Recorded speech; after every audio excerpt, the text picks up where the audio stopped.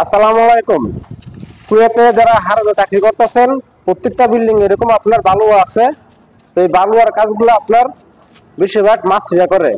তো বালুয়া থেকে আপনার মেইন হলে যে জোড়াটা দেওয়া হয়, এই জোড়া কাজটা এখন বর্তমানে মতলার মধ্যে আমাদের হোসেন ভাই করতেছে।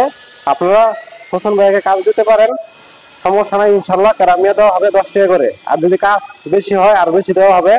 তো আপনার মতলা জিনুক আব্দুল্লাহ, গর্বজলি, সোহাল আহমেদ অফরা, কুয়েতের যে কোনো প্রান্তে কোনো সমস্যা নাই, উনি কাজ করে দিবে।